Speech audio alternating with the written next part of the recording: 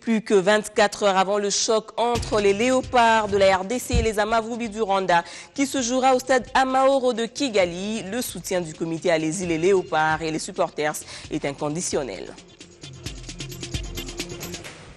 Les alliés d'Étienne Tshisekedi tiennent mordicus à la convocation du dialogue, mais un dialogue qui ne doit être convoqué que par la communauté internationale. Le coordonnateur de la plateforme de soutien à Étienne Tshisekedi l'a fait savoir jeudi lors de l'ouverture de leur première convention. 26e session ordinaire du sommet de l'Union africaine à Addis Abeba. Les dirigeants des pays africains se retrouvent ce samedi dans la capitale éthiopienne. Un sommet précédé par la réunion des ministres des Affaires étrangères du continent. La RDC était représentée par Raymond Tshibanda, ministre des Affaires étrangères. D'aucuns parleraient d'un volte-face. Étienne Tshisekedi signe et persiste. Le dialogue ne devra être convoqué que par la communauté internationale. C'est la quintessence de la correspondance du président de l'UDPS adressée en date du 26 janvier 2016 à Nkosazana Dlamini Zuma, présidente de l'Union africaine. Et c'est ce message qui est le cœur de la convention des alliés d'Étienne Tshisekedi ouverte jeudi à la paroisse Notre-Dame de Fatima à Kinshasa. Constantin Tamboué. Le discours de Lisanga Bonganga à la convention des alliés d'Étienne Tshisekedi relaye la lettre du président de l'UDPS adressée à la présidente de la Commission de l'Union africaine. Le coordonnateur du Front populaire réaffirme son attachement à la tenue du dialogue politique présenté comme seule voie de sortie de crise, mais le veut conforme à la feuille de route de l'UDPS publiée le 14 février 2015. Guidé par sa conception de la démocratie, et estimant qu'il n'y a pas de vertu plus constructive que le dialogue, le président Étienne Tshisekedi a été le premier à prôner le dialogue politique comme voie royale pour sortir notre pays de toute impasse politique. Les alliés de Tshisekedi réfléchissent déjà sur les matières qui pourraient faire l'objet des discussions lors de ces pourparlers qu'ils souhaitent, à l'instar du leader Maximo, être convoqués par la communauté internationale.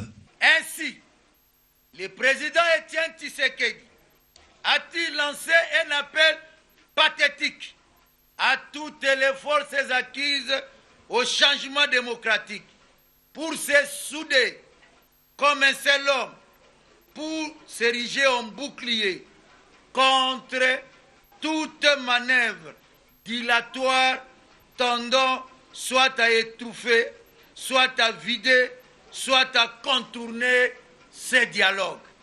Ouverte jeudi, les conclusions de ces assises sont attendues le mardi prochain.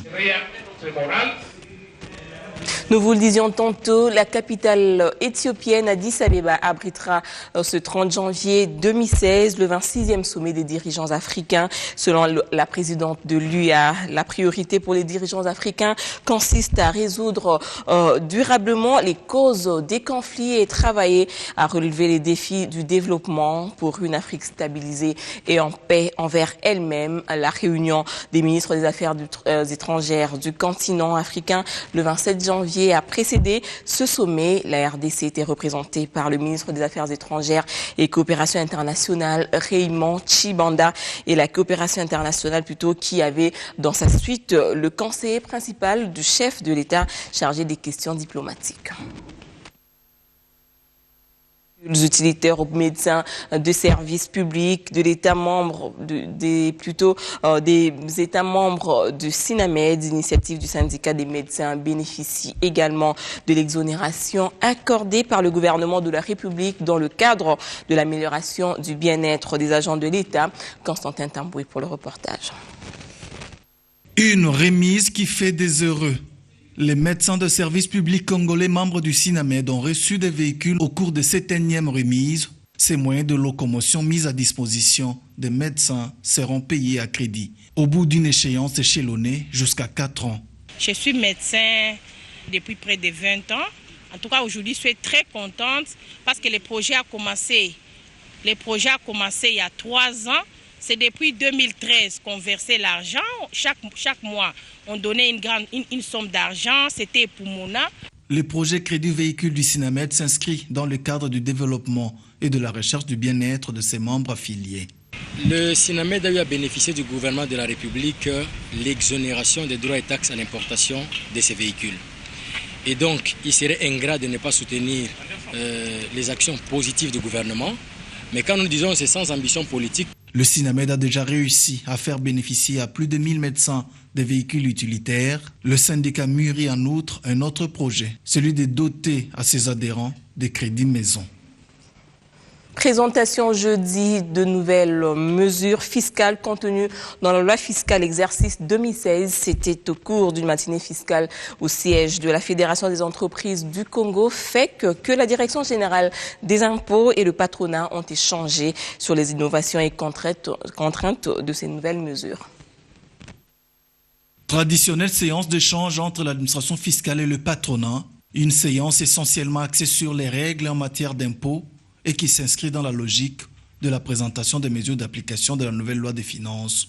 Une opportunité pour la Fédération des entreprises de relever dans plusieurs matières certaines augmentations de redevances et pénalités non justifiées. Si l'Afrique les soulève, ce sont les préoccupations des entreprises qui ont la nette impression qu'il y a des nouvelles taxes qui ont été créées et des taux ont été revus à la hausse. Et surtout le fait que cette imposition, ces taxes sont assises sur un groupe assez restreint de contribuables. Et donc c'est la raison pour laquelle l'AFEC a suscité cette réunion d'information pour remplir notre mission de défense d'intérêt, mais aussi d'éducation, d'information de nos membres. Indexé du doigt, les fiscs avancent que le nouveau taux d'application n'ont subi qu'une légère hausse. L'administration des impôts renseigne notamment que ces taux sont encourageants et sécurisent les investissements des opérateurs économiques. Toutes les mesures qui ont été proposées ne sont pas nécessairement des mesures qui vont dans le sens d'augmenter directement les recettes. Comme nous l'avons indiqué, il y a beaucoup de mesures qui visent à pouvoir améliorer d'abord la lisibilité même de la législation, la compréhension des dispositions légales. De cette présentation, l'on dégage plusieurs innovations, parmi lesquelles une possibilité de déclarer les impôts en ligne sans entamer la valeur et les effets juridiques du support. Il a été aussi instauré l'obligation pour le receveur des impôts de répondre à tout recours de contentieux de recouvrement 3 jours après les dépôts. Une rencontre a mis autour d'une même table le gouvernement congolais et les différents partenaires du développement ainsi que la CENI. Ensemble, ils ont échangé sur les blocages du processus, des blocages de tous ordres, administratifs, financiers et législatifs. Une rencontre qui s'est soldée avec la prise des engagements pour sortir la RDC de la crise. La République démocratique du Congo, un pays aux dimensions continentales et aux multiples défis, au nombre desquels l'organisation des élections crédibles. 2 345 000 km² de superficie, déclinés en 88 000 villages pour 9 000 sites de vote nécessitant 42 000 tonnes de matériel. Une équation résolue à plusieurs reprises par la Commission électorale nationale indépendante. Déterminée sur cette lancée, cette institution d'appel à la démocratie ratisse large dans les séances de remise à niveau. Ce mercredi, 32 logisticiens renforcent leurs capacités à travers un atelier modulaire Bridge sur la planification stratégique et financière. Un choix judicieux des participants pour plus de performances. Le choix des participants est basé sur une approche transversale de manière à promouvoir une harmonisation des procédures depuis la conception des plans opérationnels et financiers de la chaîne logistique jusqu'à leur exécution sur le terrain et la traçabilité du matériel tout au long de la chaîne. La maîtrise de la cartographie opérationnelle par les logisticiens CEP appliquée à la planification stratégique et financière devrait assurer sans nul doute une économie des coûts inhérents au déploiement du matériel. Cet investissement dans la formation qui prône le professionnalisme permet la maximisation de l'opérationnalisation du cycle électoral. Votre responsabilité est maintenant, après avoir assimilé ce que les facilitateurs vont vous apprendre, vous montrer, et de transmettre ces connaissances à votre tour au niveau des antennes, sous la responsabilité de certains d'entre vous. La chaîne d'expertise inclut dès sa conception des plans opérationnels et financiers et la supervision de son exécution sur le terrain. Qui veut aller loin, dit-on, ménage sa monture, la CENI y tient en vue d'accomplir sa mission constitutionnelle. La CENI s'est toujours investie dans la formation et le renforcement des capacités. Cela en vue de leur perfectionnement et d'assurer un haut professionnalisme. 4 facilitateurs mettent leur expertise au profit de ces logisticiens. Lutte contre les violences sexuelles faites à la femme en RDC. Ce combat est l'apanage de tous, notamment de l'Institut national des statistiques qui sera redynamisé très prochainement à ce sujet pour apporter sa pierre dans la livraison des statistiques des données fiables. Ceci est l'une des recommandations de l'Atelier national des statistiques des violences sexuelles faites à la femme. Je déclare clos les travaux de l'Atelier national sur les violences sexuelles. Voilà qui vient mettre un terme à 2 journées de vive cogitation sur la mise en œuvre d'une banque de données plus fiable sur les violences sexuelles en République démocratique du Congo. Vos discussions et réflexions sous le leadership de l'Institut national de la statistique ont donc été très utiles pour baliser le chemin vers la production régulière et concertée des statistiques sur les violences sexuelles en RDC, car elles constituent une référence ou une boussole pour guider la formulation d'actions ou programmes en faveur des populations ou encore renforcer les structures, en l'occurrence les structures de prise en charge des victimes de violences sexuelles. Actualiser les procédures harmonisées, élaborer un plan de production et de dissémination des données statistiques collectées et validées tout en assurant leur accessibilité. 3 recommandations parmi les 14 faites à l'issue de ces assises. Ils ont également permis d'améliorer la coordination de la diffusion des données statistiques hautement sensibles touchant aux violences sexuelles. Désormais, la République démocratique du Congo, notre pays, ne parlera que d'une seule voix quant à la production et à la communication sur les statistiques relatives aux violences sexuelles. Venu du bureau de la représentante personnelle du chef de l'État en matière des violences sexuelles et recrutement des enfants dans le groupement armé, du ministère de Plan et Développement durable, des agences du système des Nations Unies et autres, les participants à ces rencontres ont également été appelés à renforcer la synergie entre les structures de collecte de données. Le chef du gouvernement congolais a tenu des audiences dans son cabinet, des audiences accordées à 3 ambassadeurs. D'abord, Shigeru Ushio du Japon, arrivé fin mandat, qui est allé faire ses adieux au Premier ministre. Ensuite, les ambassadeurs de la Grande-Bretagne et celui de la Chine qui ont échangé avec Augustin Matata Ponyo sur des questions économiques et des coopérations bilatérales. Coopération RDC, Japon, l'ambassadeur de la République nippone, arrivé fin mandat, est allé faire ses adieux au Premier ministre ce jeudi. À l'issue de l'audience lui accordée, ce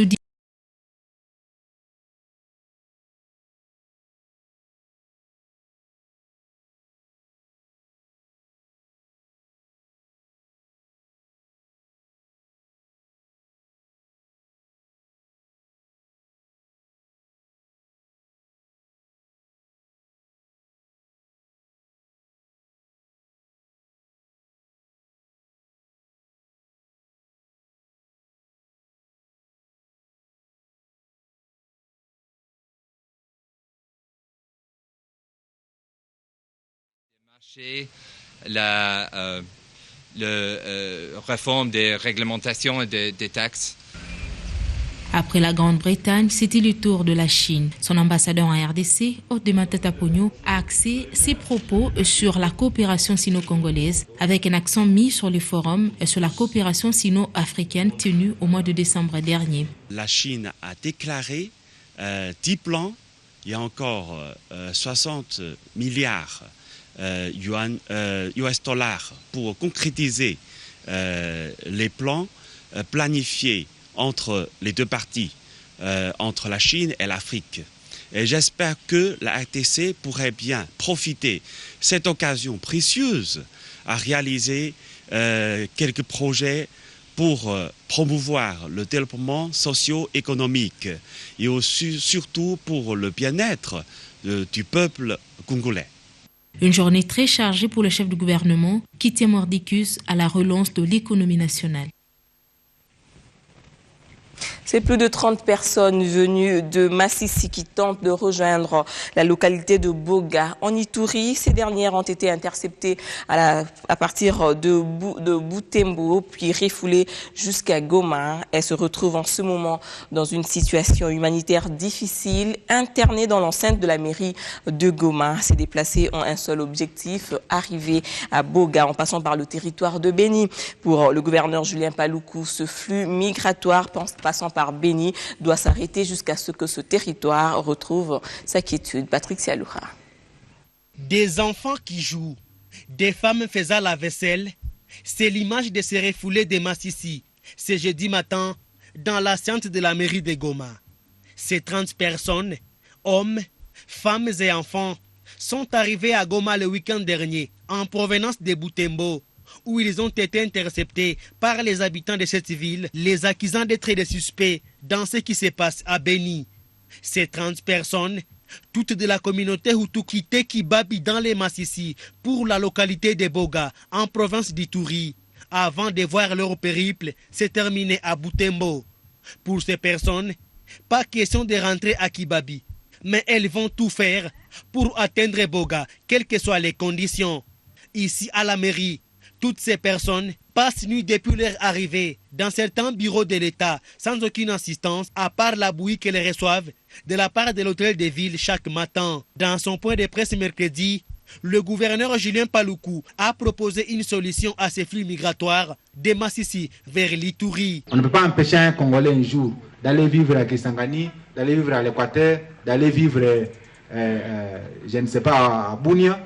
Mais avec la situation conflictuelle qui est dans la ville de Beni, nous devons arrêter ces cycles, ces mouvements-là, pour ne pas prêter le flanc à ceux qui instrumentalisent ça pour chercher à opposer les communautés inutilement.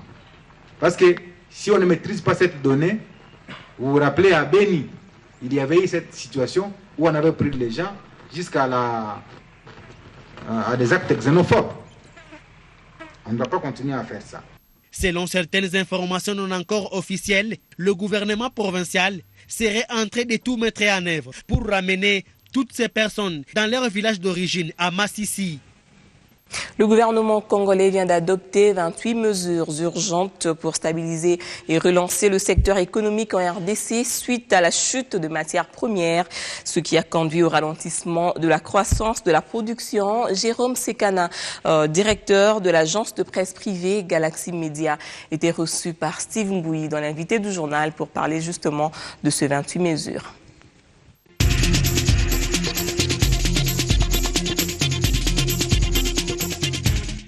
L'invité du journal reçoit ce jour pour vous Jérôme Sekana. Bonsoir et bienvenue. Merci Steve. Alors vous êtes donc journaliste économique et coordonnateur de l'ONG Toiles d'Araignée. Avec vous, nous allons parler justement de ces 28 mesures urgentes que vient de prendre le gouvernement congolais pour relancer le secteur économique en République démocratique du Congo suite à la chute des matières premières. Alors, c'est encore là une énième chute dans le secteur économique qui n'est pas la première en République démocratique du Congo. est-ce qu'on se retrouve dans la même situation, des mêmes causes qui ont causé également les autres chutes précédemment? Oui, vous avez raison de les dire, mais ici, au moins, le gouvernement vient de prendre de très bonnes mesures, quand bien même elles prendront du temps pour essayer de donner des résultats, pour la simple raison que ces mesures visent deux objectifs. Le premier objectif, c'est renforcer la résilience de notre économie, et le deuxième objectif, c'est augmenter, accroître les recettes intérieures, les ressources intérieures. La résilience, c'est quoi? C'est la capacité que développe un pays pour résister face aux chocs exogènes et endogènes, et surtout de rebondir dans la bonne direction après ce choc-là. donc pour que ces chocs ne puissent pas vraiment faire beaucoup de dégâts dans l'économie. Alors oui. ici, le gouvernement a pris ces trains de mesures.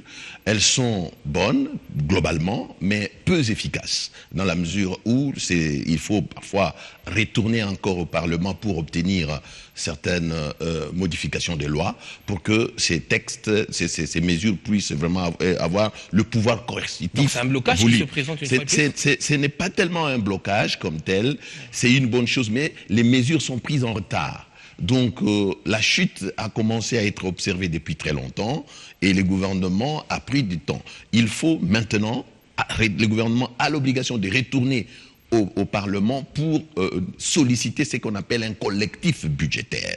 Parce qu'il y a beaucoup de paramètres budgétaires qui doivent changer, parce que tout ce qui était planifié, tout ce qui était budgétisé, eh bien, les données de base vont changer, parce que il y a les courbes des matières premières qui constituent, comme vous le savez, notre croissance est tirée par les secteurs extractifs, notamment les mines. Et lorsque les mines subissent ces coûts-là, ces chocs exogènes, eh bien, les recettes baissent. Et au moment où nous vous parlons, eh bien, les recettes ne se comportent pas très bien. D'où la nécessité pour le gouvernement de pouvoir rentrer au Parlement et négocier ce qu'on appelle les collectifs budgétaires, qui n'est autre qu'une loi rectificative de la loi des finances. Le gouvernement devrait, et ne l'a pas fait, devrait également aller à la rencontre du faible pouvoir d'achat de la population.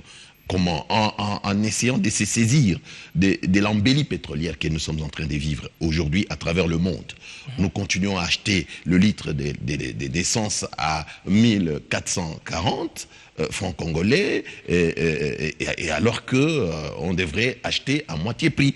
Et si aujourd'hui les gouvernements pouvaient revoir à la baisse le prix des produits pétroliers, parce que le coût du baril et au niveau du marché international aussi maintenant autour des 30, alors que le prix auquel nous achetons le produit pétrolier aujourd'hui était fixé lorsque le baril était à plus ou moins $100. Donc il y a là un problème. Donc le gouvernement ne peut pas dire que voilà, on laisse stable, on ne bouge pas parce qu'on doit encaisser des recettes, parce que ce sont des recettes qu'on qualifie des recettes que certains services se partagent. Et donc, ces recettes-là ne rentrent pas directement dans la caisse du Trésor public. Donc, le Trésor public ne reçoit pas la totalité. C'est la parafiscalité qui tire bénéfice. Et là-dedans, vous avez certains privés qui reçoivent beaucoup d'argent en cette période.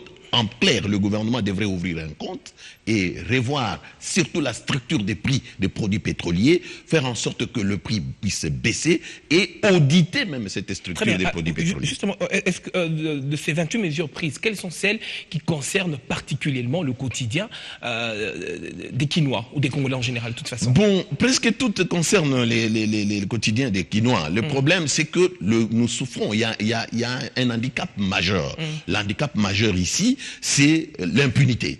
Donc le gouvernement énonce sa volonté de pouvoir bouger les choses dans la bonne direction. Mais le problème, c'est que est-ce que entre promettre et faire, exécuter tout ce qui a été promis, est-ce que le gouvernement va vraiment aller jusqu'au bout? Parce que la plupart des mesures que vous trouvez là-dedans, ce sont des vieilles mesures, mais qui n'ont pas été suivies, qui n'ont pas été exécutées dans toute leur quintessence. Parce que vous trouvez, par exemple, on demande aux autorités politico-administratives, notamment les institutions, de s'acquitter de leurs impôts professionnels sur les rémunérations. Mais on a assisté dans ces pays, dans certaines provinces, où les députés provinciaux ont refusé carrément de payer l'impôt, alors qu'ils sont les plus grands bénéficiaires. On a assisté dans ces pays au service de l'État qui ne respectait pas du tout l'arrêté, le décret du chef de l'État limitant à 4 le nombre de services qui doivent opérer au niveau des postes frontaliers. Donc, ces mesures peuvent trouver solution, peuvent atténuer le choc dans plus ou moins dans une mesure de plus ou moins 30%. Mais ne peuvent pas permettre vraiment à résoudre le problème. Ici, le gouvernement doit prendre le taureau par les cornes et prendre des mesures audacieuses, courageuses et pas des mesures des demi-mesures. En ce qui concerne les mines, le gouvernement devrait maintenant retourner au Parlement avec le nouveau code minier qui est en chantier, qui doit être modifié pour permettre à l'État de rentrer dans ses droits, parce que nous avons un code qui est vraiment... Voilà, vous parlez d'impunité. de l'impunité. Pour terminer avec vous, donc finalement, cette 147e place à laquelle place l'ONG et la Transparency International se justifie quant à la lutte contre la corruption en République démocratique. Je suis tout à fait d'accord avec l'enquête des Transparency International dont j'ai fait partie.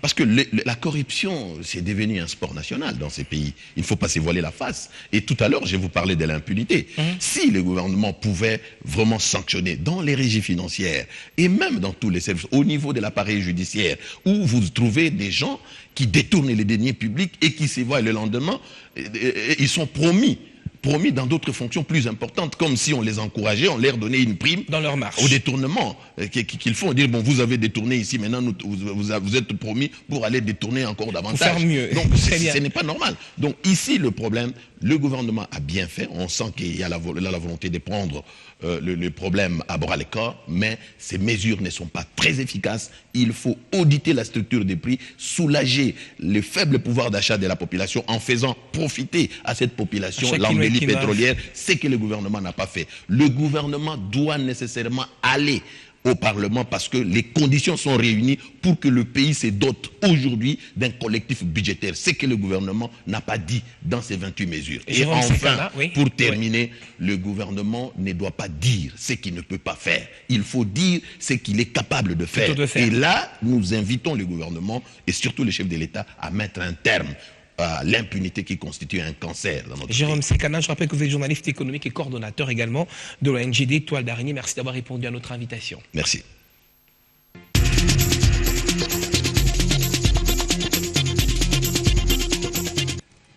En sport, les léopards locaux de la RDC ont le moral au beau fixe avant la rencontre des quarts de finale contre les Amavubi du Rwanda. La rencontre est fixée pour le 30 janvier prochain à Kigali. La communion entre les léopards et les supporters se porte à merveille. La preuve, l'entraînement des léopards est accompagné des chants et danses en faveur de notre 11 national. Suivez.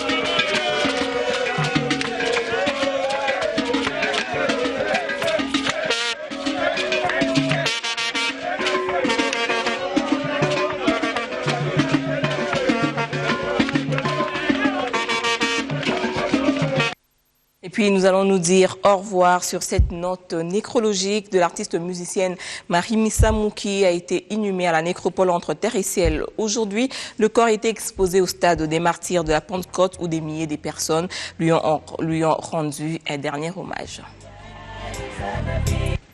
Voilà, c'est la fin de ce journal. Merci de rester branchés sur B1 Télévision.